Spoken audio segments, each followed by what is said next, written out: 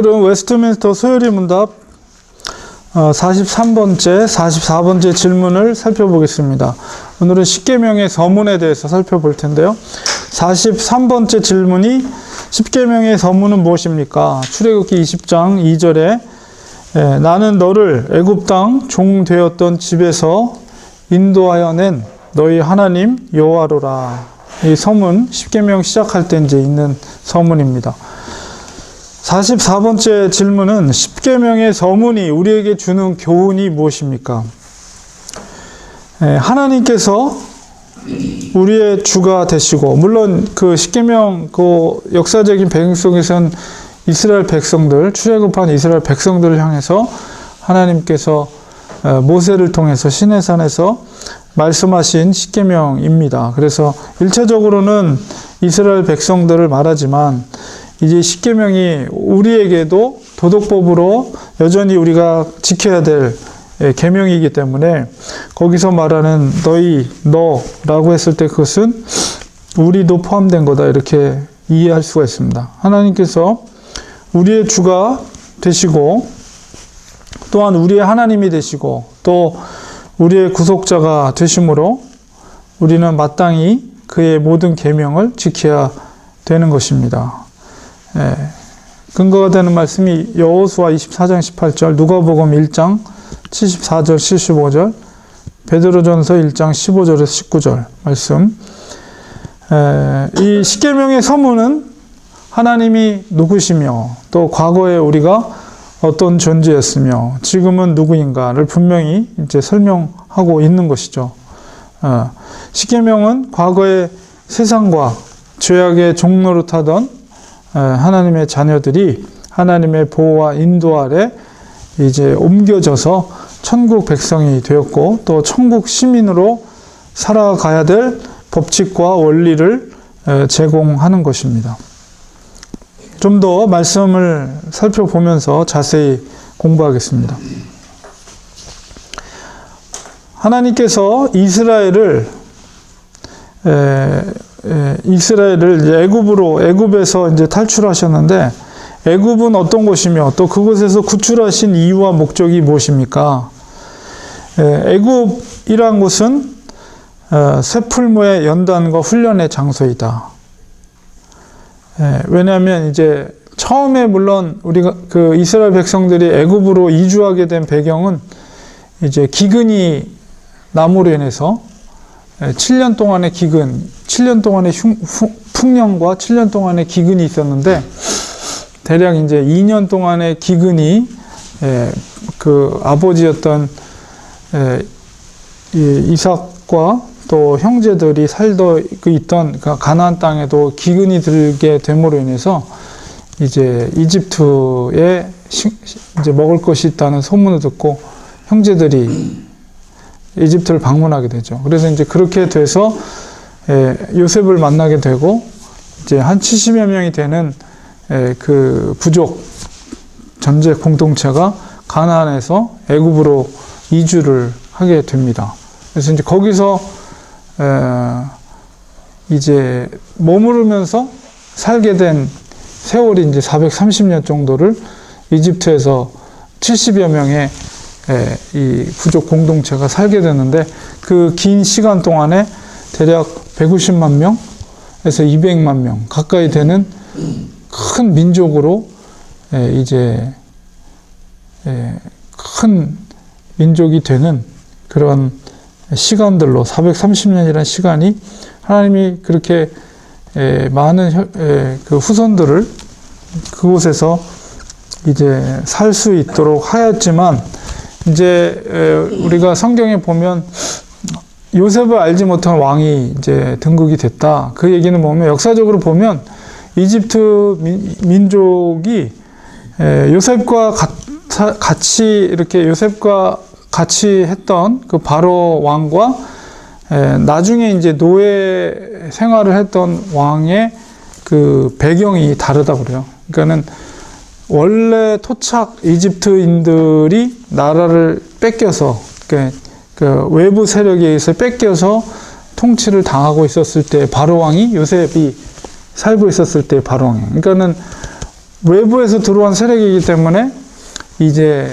요셉을 이방 세력이었지만은 그를 총리까지 세울 수 있었던 배경이 바로 토착 이집트인이 아니라 이제 외부 세력이 이집트를 점령하면서 지배하게 된 였다고 합니다. 그러나 이제 나중에 세월이 지나면서 대략 한 50년 정도가 지나면서 그 토착 세력이 이제 뒤집어 엎고 외부 세력을 뒤집어 엎고 토착 세력이 이집트를 통치하게 되는 바로가 되게 되는 거예요. 그러다 보니 요셉과 친분이 있었던 그 혈통, 왕가의 혈통과는 다른 토착 혈통이 이제 이집트를 통치하다 보니까 이제 이스라엘 사람들이 가시 같은 존재가 된 거죠.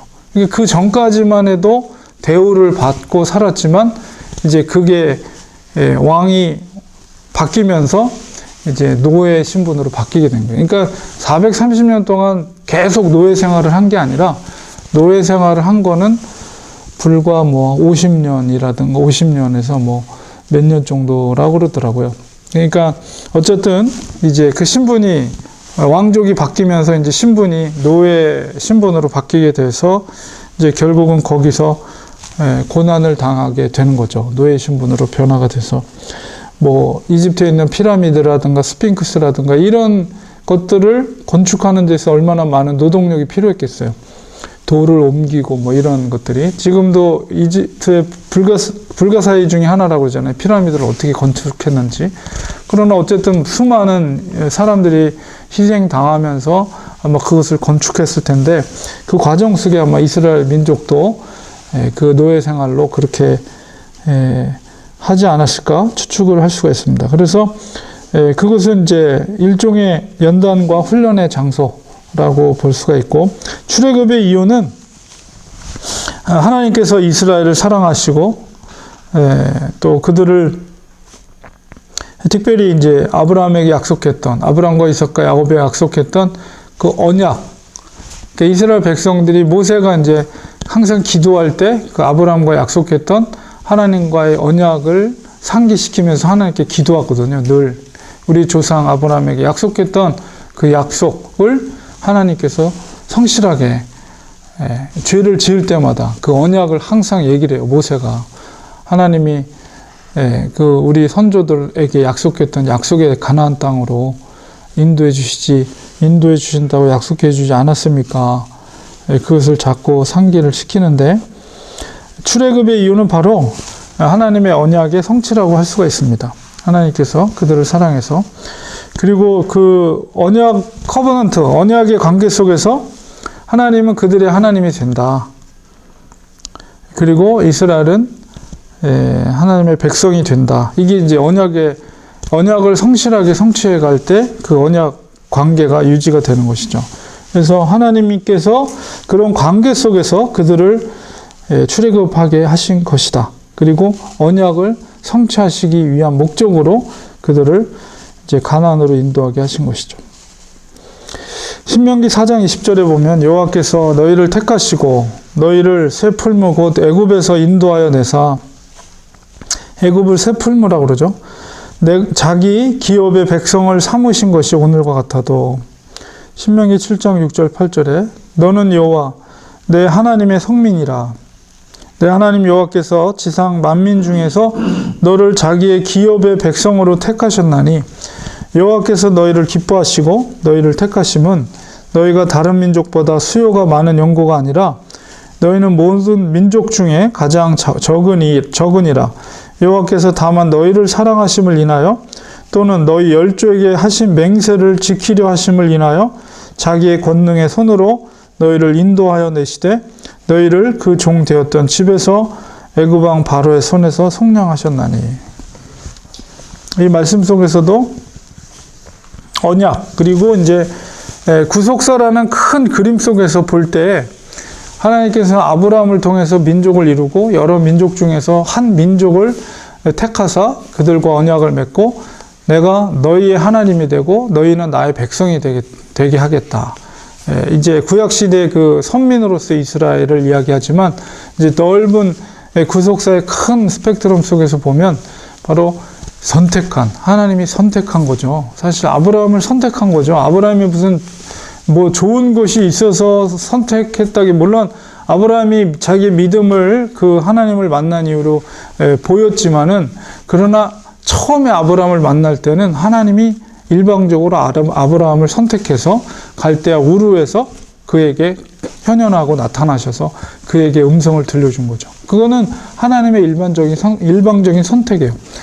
그것과 마찬가지로 오늘날도 예수 그리스도의 은혜를 받은 자들도, 그 믿음을 받은 자들은 우리에게 선한 것이 있어서가 아니라 하나님의 일방적인 선택이다. 그래서 이 구약의 이스라엘 백성과의 관계 속에서 하나님의 계시함은 바로 예수 그리스도를 통한 선택, 하나님의 믿음의 선택을 그림자로서 예표하는 것이다. 그리고 하나님의 언약 관계 속에서 하나님이 계시하심으로 하나님이 어떤 하나님인가, 특별히 하나님의 선택한 백성과의 관계 속에서 하나님이 어떤 하나님인가를 우리에게 가르쳐주고 계시는 것입니다. 출애굽기 6장 6절 7절에 그러므로 이스라엘 자손에게 말하기를 나는 여호와라 내가 애굽 사람의 무거운 짐 밑에서 너희를 빼어내며 그 고욕에서 너희를 건지며 편팔과 큰 재앙으로 너희를 구속하여 너희로 내 백성을 삼고 나는 너희 하나님이 되리니 나는 애굽 사람의 무거운 짐 밑에서 너희를 빼어낸 너희 하나님 여호와인 줄 너희가 알지라. 이스라엘 백성들을 향해서 하시는 말씀이지만 우리를 향해서도 하시는 말씀이다. 죄악 가운데서 하나님께서 우리를 빼내신 것이죠. 우리를 일방적으로 선택하셔서. 자, 그래서 애굽으로부터 구출케 하신 하나님의 목적과 이유가 뭔가 살펴봤고, 아브라함과 이삭과 야곱과 맺으신 그 언약, 커버넌트가 무엇인가? 이미 다 언급되어 있지만 하나님의 백성이 되고 또 하나님이 그들의 하나님이 되심이다. 이게 언약 관계예요. 신명기 29장 13절에 여호와께서 이왕에 너에게 말씀하신 대로 또 내 열조 아브라함과 이삭과 야곱에게 맹세하신 대로, 처음에 아브라함에게 나타났지만 그 아브라함에게 약속했던 커버넌트, 언약이 그의 아들이었던 이삭과 그 다음에 야곱과 동일하게 하나님이 그 언약을 동일하게 이제 말씀을 하시거든요. 그래서 그 언약 관계가 계속 유효한 것이죠. 오늘날 너를 세워 자기 백성을 삼으시고 자기는 친히 내 하나님이 되시려 함이니라. 이게 이제 양쪽의 커버넌트예요. 내가 이 언약과 맹세를 너희에게만 세우는 것이 아니라, 이렇게 되어 있는데, 이어지는 말씀 속 창세기 17장 7절 8절에 내가 내 언약을 나와 너와 내 대대 후손의 사이에 세워서 영원한 언약을 삼고 너와 내 후손의 하나님이 되리라. 내 후손이라는 것은 이스라엘이죠.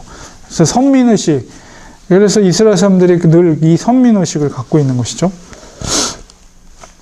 내가 너와 내 후손에게 너의 우거하는 이 땅 곧 가나안 일경으로 주어 영원한 기업이 되게 하고 나는 그들의 하나님이 되리라. 하나님이 또 아브라함에게 이르시되 그런즉 너는 내 언약을 지키고, 이게 조건이 그거예요. 언약을 지키는 것. 하나님의 언약을 지킬 때 내가 너의 하나님이 되고 너는 나의 백성이 될 것이다. 이 관계가 성립이 되는 것입니다. 언약을 지킬 때. 그러니까 아브라함이 그것을 철저하게 지켰죠. 그렇기 때문에 하나님이 그를 축복해 주시고 하나님의 그 언약 약속을 성취해 가시 성실하게.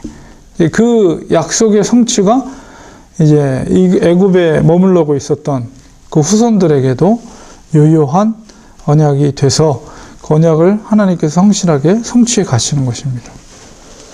그러면 이제 아브라함에게 약속했던 언약은 하나님을 성실하게 지켜가는 것이죠. 근데 이제 모세 시대에 와서, 모세에게 와서 더 구체적으로 계명과 율법을 주심으로 말미암아. 왜냐하면 그 인원이 엄청나게 불어났죠. 그렇기 때문에 그들이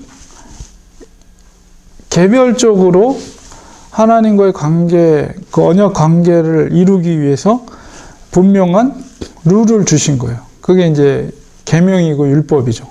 그러니까 아브라함과 이삭과 야곱 그 족장들에게는 단순하게 내 언약을 지켜라. 그것은 뭐냐면 하나님을 성실하게 하나님으로, 주인으로 그분을 믿고 섬기는 것이죠.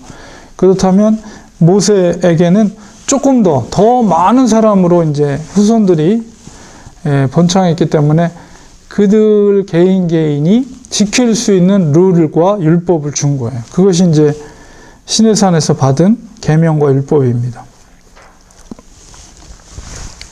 그러면 우리 그리스도인은 어떻게 구속함을 받았으며 그 복이 무엇입니까? 이제 신약 시대로 넘어와서 이제 은혜의 언약, 그레이스 커버넌트를 얘기하는 것이죠. 그것은 어린 양 예수 그리스도의 보혈로, 이 보혈이라는 것은 생명이죠. 생명이며 또 대신 희생적인 죽음을 의미하기 때문에 보혈이다 이렇게 표현됐어요. 하나님의 친백성, 하나님의 자녀 되심의 축복입니다. 그러니까 이 은혜 언약 가운데 되어진 것은 믿음을 통해서 되어진 것이다. 그 믿음의 대상은 바로 예수 그리스도의 보혈로 우리가 죄사함을 받았고 하나님의 백성이 된 것이죠. 베드로전서 1장 18절 19절에 너희가 알거니와 너희 조상의 유전한 망령된 행실로서 구속된 것은 은이나 금같이 없어질 것으로 한 것이 아니요 오직 흠없고 점없는 어린 양 같은 그리스도의 보배로운 피로 한 것이니라. 시편 144편 15절 이러한 백성은 복이 있나니 여호와를 자기 하나님으로 삼는 백성은 복이 있도다.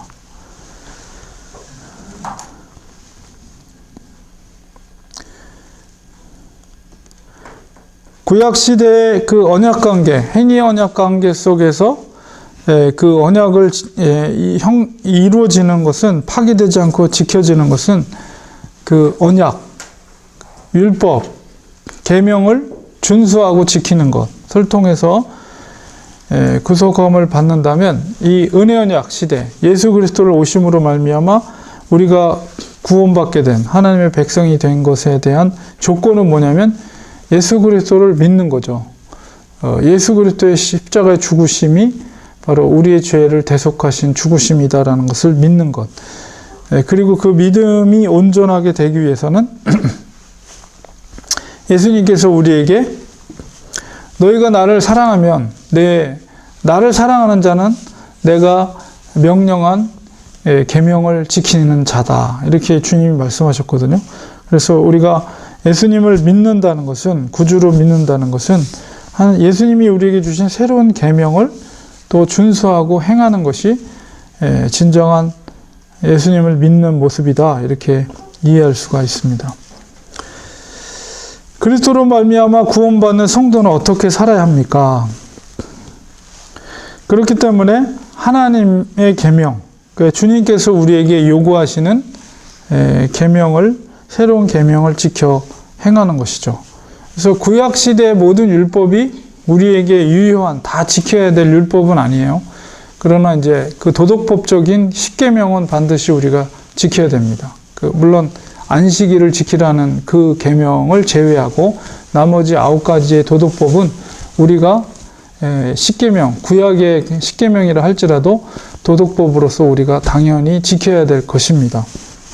안식일은 우리가 주일로 이렇게 변경이 됨으로 인해서 우리가 네 번째 계명인 안식일을 지키라는 것은 우리가 지키지 않아도 되지만 나머지 9가지의 계명은 지켜야 됩니다. 그리고 주님께서 우리에게 요구하신 새로운 계명이 있어요.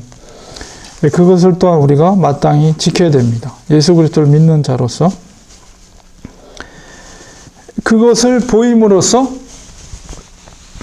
행위를 통해서 우리가 구원을 얻는 건 아니죠. 그러나 우리가 예수 그리스도를 구주로 믿는다고 고백하는 자들이라면 예수님 말씀대로 나를 사랑하는 자는 내가 명령한, 내가 가르친 계명을 지키는 자라야 나를 사랑하는 자다. 이렇게 말씀하셨기 때문에 그런 도덕적인 계명, 도덕법으로서의 계명과 주님께서 우리에게 요구하시는 그 새로운 계명을 마땅히 지키고 행할 때 그것이 예수 그리스도를 구주로 믿고 사는 자들이다. 이렇게 말할 수가 있습니다. 그래서 그것을 순종함을 통해서 무엇을 나타내는 것이냐면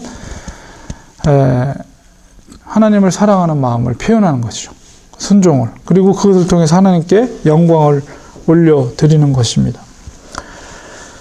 신명기 7장 8절 11절에 여호와께서 다만 너희를 사랑하심을 인하여 또는 너희 열조에게 하신 맹세를 지키려 하심을 인하여 자기의 권능의 손으로 너희를 인도하여 내시되 너희를 그 종 되었던 집에서 애굽 왕 바로의 손에서 속량하셨나니 그런즉 너는 알라 오직 내 하나님 여호와는 하나님이시요 신실하신 하나님이시라. 그를 사랑하고 그 계명을 지키는 자에게는 천대까지 그 언약을 이행하시며 인애를 베푸시되 그를 미워하는 자에게는 당장에 보응하여 멸하시나니 여호와는 자기를 미워하는 자에게 지체하지 아니하시고 당장에 그에게 보응하시느니라. 그런즉 너는 오늘날 내가 내게 명하는 명령과 규례와 법도를 지켜 행할지니라. 요한복음 14장 15절, 21절, 23절 동일하게 계명을 가지고 지키는 자가 나를 사랑하는 자니 이렇게 말씀하셨습니다. 시편 100편 2절에도 기쁨으로 여호와를 섬기며 노래하면서 그 앞에 나아갈지어다. 여호와가 우리 하나님이신 줄을 너희는 알지어다. 그는 우리를 지으신 자시요 우리는 그의 것이니 그의 백성이요 그의 기르시는 양이로다. 예레미야 10장 7절에 열방의 왕이시여 주를 경외치 아니할 자가 누구리이까? 이는 주께 당연한 일이라. 열방의 지혜로운 자들과 왕족 중에 주와 같은 자 없음이니이다. 하면서 하나님을 경외하는 것이 마땅한 것이다 라는 것을 이야기하고 있고, 신약 성경에도 보면 고린도전서 6장 19절 20절에 사도 바울이 말합니다. 너희 몸은 너희 하나님께로 받은 바 너희 가운데 계신 성령의 전인 줄 알지 못하느냐. 너희는 너희의 것이 아니라 값으로 산 것으로 되었으니, 그러니까 예수님의 피값으로 산 것이라는 것이죠. 그런즉 너희 몸으로 하나님께 영광을 돌리라. 너희의 생명을 예수님의 피값으로 대신 사셨기 때문에 우리가 하나님의 소유된 몸이다. 그러므로 마땅히 너희 몸을 통해서 하나님께 영광을 돌리고, 또 그리고 사도 바울이 이제 너희 가운데 계신 성령의 전인 줄 알지 못하느냐. 그러니까 여기서 너희 몸이라는 것은 1차적으로는 교회를 말합니다. 교회가 바로 거룩한 하나님의 성전이다. 교회 공동체가. 그러니까 그 교회 공동체의 거룩성을 얘기하는 거예요. 그러니까 여기서 너희라는 것은 그냥 성도 한 사람 한 사람을 향해서 1차적으로 너희는 성전이다 이렇게 말한 게 아니고, 고린도 교회 공동체, 그러니까 그 교회 공동체를 말하는 거예요. 물론 교회 공동체는 성도들 한 사람 한 사람이 모인 공동체죠. 그래서 그 공동체가 거룩한 성전이다 이렇게 말하는 거죠. 그러니까 눈에 보이는 그 건물로서의 교회가 성전이 아니라는 거예요. 더 이상 바로 성도들의 공동체가 바로 거룩한 성전이다. 그렇게 볼 때 이 공동체의 거룩함을 유지해야 된다는 거예요. 거룩해야죠. 그 속에 악이 있어서는 안 된다. 그 속에 정말 미워하거나 악을 행하거나 성도를 속이거나 이런 악한 모습이 있어서는 안 된다. 그 공동체는 정말 거룩한 공동체, 하나님이 임하는 성전이다. 이렇게 사도 바울이 이야기하고 있어요. 그러므로 이제 조금 더 한 걸음 나가면 공동체가 거룩하려면 이치 싱글이 이제 한 사람 한 사람이 거룩함을 유지할 때 전체가 거룩한 것이죠.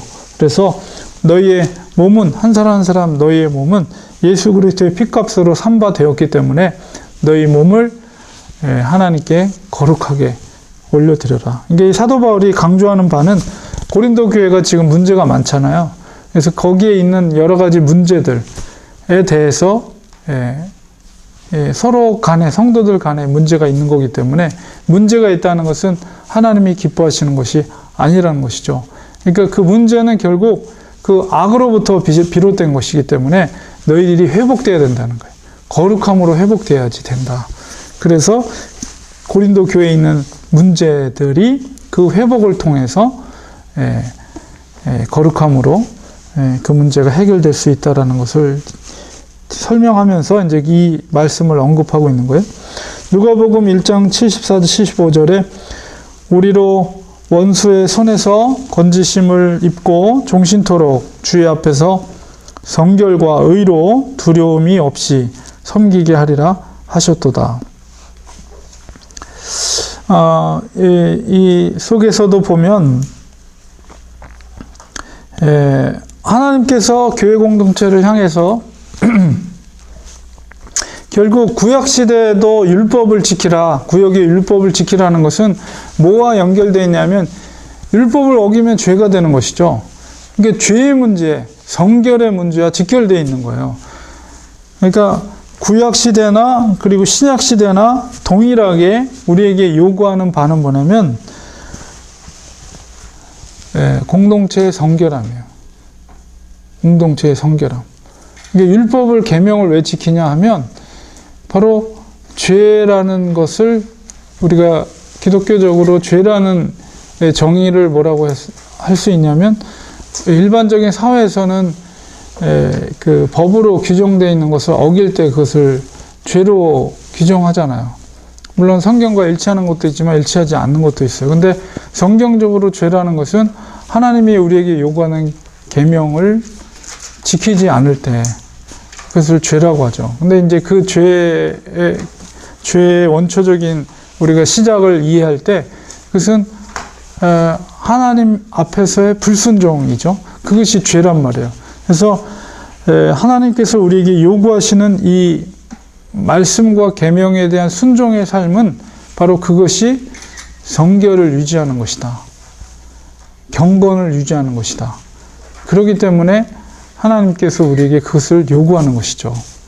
그러니까 구약시대 율법이 문제가 된 것은 그 원래 목적과 하나님께서 율법을 준 원래 목적을 상실해버리고 그것이 정죄하는 도구로 사람의 죄 범한 것에 대해서 정죄하는 도구로 전락이 됐기 때문에 문제가 된 거예요. 그러니까 중요한 거는 우리가 하나님을 진짜 사랑한다면 하나님이 우리에게 요구하시는 것에 대해서 자발적으로 기쁨으로 그것을 순종해 나갈 때 우리의 성결과 경건이 유지가 될 수가 있고 우리의 의가 유지가 될 수가 있는 것이죠.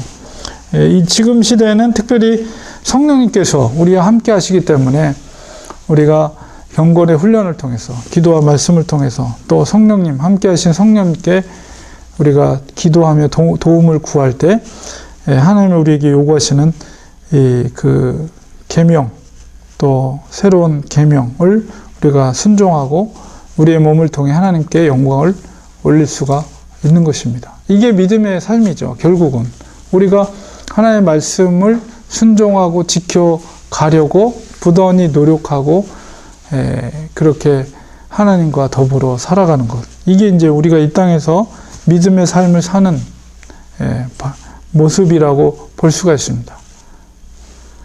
그래서 오늘 그 십계명의 서문을 통해서 우리가 왜 십계명을 지켜야 되는지, 그리고 하나님과의 커버넌트, 언약 관계 속에서 우리가 계명을 지킨다는 것이 어떤 의미를 갖고 있는 것인지 이것을 우리가 살펴본 것입니다.